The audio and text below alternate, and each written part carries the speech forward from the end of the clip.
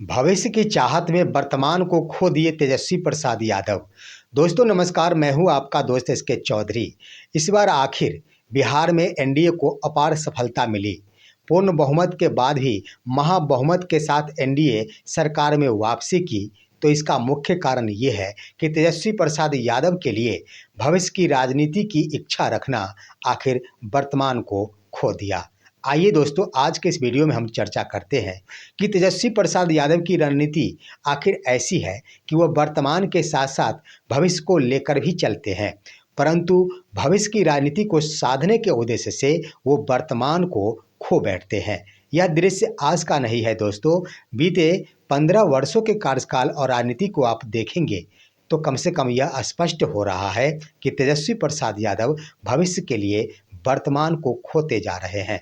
आइए इस पर विस्तार पूर्वक चर्चा करने से पहले मैं आपसे गुजारिश करूंगा कि अगर आपने अभी तक हमारे इस चैनल शौर्या हिंदी न्यूज को सब्सक्राइब नहीं किए होंगे तो कृपया अभी सब्सक्राइब कर लेंगे, क्योंकि मैं आपको बिना पक्षपात बिल्कुल सटीक विश्लेषणों से रूबरू कराऊंगा।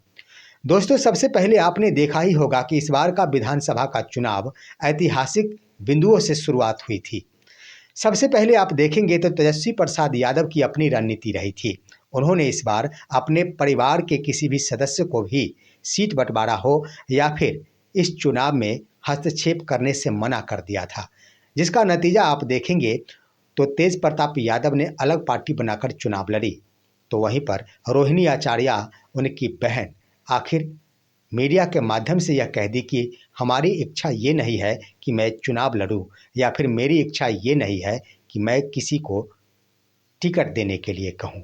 आखिर ये बातें क्यों आई थी? इसका कारण था कि तेजस्वी प्रसाद यादव की ओर से पूर्ण रूपेण अपने परिवार को यह हिदायत दी गई थी कि इस बार के चुनाव में बिल्कुल 100% हमारी रणनीति चलेगी और परिवार की ओर से कोई भी दखल अंदाजी नहीं किया जा सकेगा। लेकिन दोस्तों यहाँ पर आखिर तेजस्वी प्रसाद यादव अपनी रणनीति पर काम किए।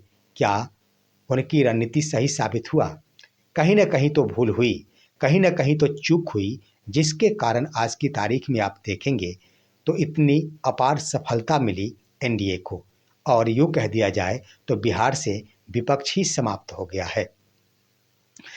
दोस्तों यहाँ पर तेजस्वी प्रसाद यादव भूल कहाँ कर रहे हैं, उस पर गौर करने की ज़रूरत है। तेजस्वी प्रसाद यादव की उम्र कम जरूर है, लेकिन ये भी बात सत्य है कि कम उम्र रहने के कारण वो अपनी लंबी पारी को देखते हैं, वो अपनी भविष्य की राजनीति को भी देखते हैं, जिसके कारण वो वर्तमान को खो रहे हैं। सबसे पहली बात, आखिर वर्तमान को खो रहे हैं भविष्य के चक्कर में, ये कैसे हम कह सकते हैं? दोस्तों आप देखेंगे पप्पू यादव को गौरपूर्वक देखिए। पप्पू यादव जो कि आखिर बिहार में निर्दलीय सांसद है, कुछ न कुछ तो बात जरूर है। पप्पू यादव के पास जन समर्थन है, तभी तो वो आखिर पार्टियों को छोड़ निर्दलीय सांसद बन जाते हैं। लेकिन आखिर तेजस्वी प्रसाद यादव के द्वारा पप्पू यादव को लगातार नज़रअंदाज किया जाता है। जब कभी भी महागठबंधन की सभाएं होती, तेजस्वी प्रसाद यादव पप्पू यादव को मंच पर चढ़ने तक नहीं देते। आखिर इसके पीछे का कारण क्या है? इसका मुख्य कारण है कि तेजस्वी प्रसाद यादव यह सोचते हैं कि अगर बिहार में हमें छोड़कर कोई भी अन्य लीडर उभर गए तो मेरा पत्ता साफ हो जाएगा। और खास डर पप्पू यादव से लगता है कि ऐसा ना हो कि पप्पू यादव की पकड़ अगर बिहार में बन गई तो मेरा तो सुफरा ही साफ हो जाएगा, जिसके कारण पप्पू यादव को आखिर विभिन्न सभाओं में काफ़ी बेइज्जती सहना पड़ता है। पप्पू यादव लगातार निर्दलीय सांसद होते हुए भी महागठबंधन की बातें करते हैं, लेकिन आखिर पप्पू यादव को महागठबंधन के में कोई तरजीह तक नहीं दी जाती है। अब आइए दोस्तों, यह पप्पू यादव से ही संबंधित नहीं है। आप देखेंगे चुनाव के दरमियान कांग्रेस और आरजेडी के बीच काफ़ी तल्लकी हुई सीटों के बंटवारे को लेकर, और शुरू में जब वोटर अधिकार यात्रा चला तब तो पप्पू यादव भी साथ थे। राहुल गांधी, तेजस्वी प्रसाद यादव, मुकेश सहनी, उसके बाद दीपांकर भट्टाचार्य, इन सभी में आपसी तालमेल बहुत अच्छा था। लेकिन आखिर सीटों का बंटवारा ज्यों ही शुरू हुआ, विवाद शुरू हो गया और अंत में समय में ये भी बातें आई, यहाँ तक कि उसके बाद शायद तेजस्वी प्रसाद यादव और राहुल गांधी की एक साथ कभी बात भी नहीं हो पाई। लेकिन आखिर इसके पीछे का कारण क्या था? तेजस्वी प्रसाद यादव यही सोच रहे हैं कि आखिर कांग्रेस बिहार में अपना पैर पसार दी तो नुकसान आरजेडी को ही होगा, जिसके कारण तेजस्वी प्रसाद यादव नहीं चाहते हैं कि कांग्रेस बिहार में अपना पांव पसार पाए। और उसका नतीजा हुआ कि तेजस्वी प्रसाद यादव लगातार कहते रह गए कि आप कम सीटों पर ही चुनाव लड़िए, लेकिन उधर कांग्रेस कम सीटों पर चुनाव लड़ने को भी राजी नहीं हुई। आखिर 10 सीटों की उन्होंने कुर्बानियां दी, लेकिन 60 सीटों पर चुनाव लड़े। परंतु हुआ क्या दोस्तों? ऐसी बात नहीं कि बिहार की आम जनता इन बातों को नहीं देखती है। यहाँ पर करवाहट थी राहुल गांधी के बीच और तेजस्वी प्रसाद यादव के बीच, या भली भांति महागठबंधन के कार्यकर्ता हो, समर्थक हो, वो भांप गए थे। हर किसी को पता था कि कांग्रेस और आरजेडी में बन तक नहीं पा रही है। और सबसे बड़ी बात, हैरत कर देने वाली बात, कि राजेश राम जहां से चुनाव हारे हैं, कुटुंबा सीट से तेजस्वी प्रसाद यादव कह रहे थे कि वहां से भी मैं एक उम्मीदवार को खड़ा करूंगा अगर सीटों पर समझौता कांग्रेस नहीं करती है तो इसका मतलब क्या हुआ? ये तो जग जाहिर हो गया था कि कांग्रेस और आरजेडी की ओर से लड़ाई अंदर खाने सुलग गई थी। लेकिन जब कांग्रेस 70 सीटों पर अपने उम्मीदवार नहीं खड़े की, तब कुटुंबा सीट पर आरजेडी ने अपना उम्मीदवार नहीं दिया। ये तो स्पष्ट हो गया दोस्तों कि यहाँ पर झगड़ा था सीटों को लेकर, जिसके कारण हार जाए कोई महागठबंधन के दल, उससे कोई मतलब नहीं, लेकिन सीट बड़ा मतलब रख रहा था। तो यहाँ पर दोस्तों कांग्रेस और आरजेडी के बीच आपसी तालमेल का अभाव होना, तेजस्वी प्रसाद यादव यही सोच रहे थे कि कांग्रेस अपना पांव नहीं पसार पाए, जिसके कारण कांग्रेस की ओर से भी यही नजरिया देखने को मिला। परिणाम ये सामने आया कि आरजेडी के समर्थक, आरजेडी के कार्यकर्ता ने कांग्रेस को अपना वोट नहीं दिया और कांग्रेस के समर्थकों ने आरजेडी को अपना वोट नहीं दिया, जिसका नतीजा हुआ कि कुटुंबा जैसे सीट और प्रदेश अध्यक्ष राजेश राम अपनी जीत सुनिश्चित नहीं कर पाए। अब आइए दोस्तों, वीआईपी के साथ भी यही हुआ। मुकेश सहनी आखिर अंत में रो दिए।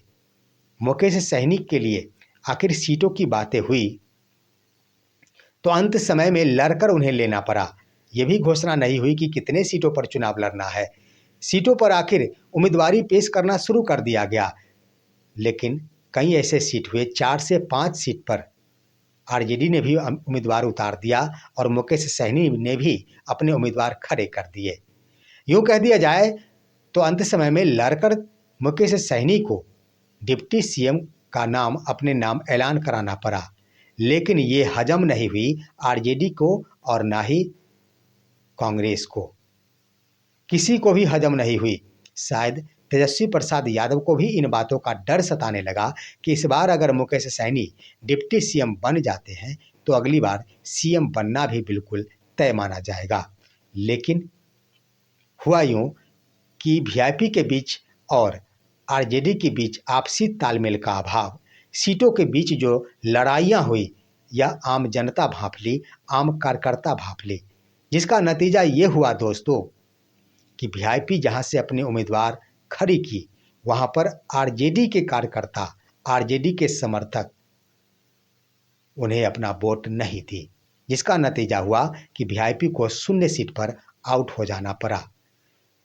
बातें दोस्तों आप गौर करेंगे तो कांग्रेस के बड़े लीडर कन्हैया कुमार भी है, लेकिन कन्हैया कुमार को भी आखिर यहाँ पर आगे बढ़ने से रोका जा रहा है और ये तेजस्वी प्रसाद यादव ही भविष्य की राजनीति को लेकर ऐसी योजना बनाते हैं। तो इस तरह से आप देख लेंगे दोस्तों, सबसे बड़ी बात ये रही कि तेजस्वी प्रसाद यादव इस बार तमाम महागठबंधन में शामिल घटक दलों की बातों को दरकिनार करते हुए खुद बिना कोई ऐलान के 143 सीटों पर अपने उम्मीदवार खड़े कर दिए। तो आखिर ये क्या हुआ? सीटों का ऐलान तक नहीं हुआ। कम से कम एनडीए में सीटों का ऐलान हो गया था, लेकिन तेजस्वी प्रसाद यादव सीटों का ऐलान नहीं किए और बाद में चलकर पत्र जारी करना पड़ा पार्टियों को अपने अपने स्तर से। यह रणनीति फेल हो गई। आम जनों के बीच यहाँ पर दूरियां बननी शुरू हो गई। आम जनता, आम कार्यकर्ता, आम महागठबंधन के समर्थक के मन में यह बातें बैठ गई कि महागठबंधन के घटक दलों के बीच आपसी तालमेल ठीक नहीं है और अंत में जब सभाएं कर दी जाए तो सभा से आम जनता मानती नहीं है। आम जनता यह जानती है कि सभा में किसी का प्रचार कर देना कोई बड़ी बात नहीं है, जिसका नतीजा हुआ दोस्तों कि आरजेडी को लग रहा था कि मैं 143 सीटें पाकर 100 सीटों तक, आखिर 143 सीटों पर चुनाव लड़कर 100 सीटों के आसपास सीट जीत सकता हूं। उसके बाद मात्र 20-22 सीटों की आवश्यकता पड़ेगी, जो महागठबंधन के तमाम घटक दल 100 सीट में लड़ेंगे चुनाव और 20-22 सीटें जरूर प्राप्त कर लेंगे।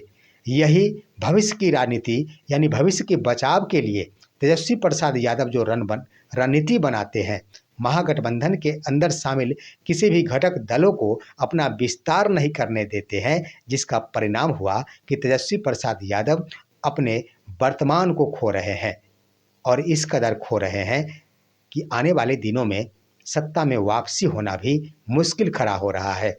वहीं पर आप देखेंगे दोस्तों तो एनडीए में ये बातें नहीं है। एनडीए के घटक दलों में शामिल अगर कोई पार्टी है, वो अपनी पार्टी को जितना विस्तार करना चाहे कर सकते हैं, जैसे करना चाहे कर सकते हैं।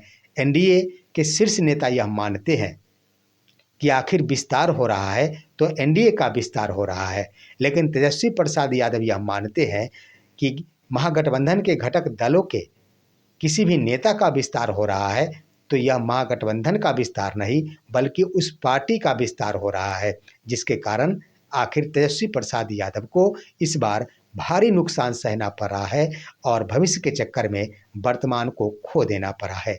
दोस्तों, यह है आज का विश्लेषण। आप सभी हमारे इस वीडियो को लाइक कीजिए, अन्य दोस्तों के पास शेयर कीजिए और अब दीजिए अपने दोस्त को इजाज़त। हम फिर मिलेंगे आपसे अगले वीडियो में, तब तक के लिए नमस्कार।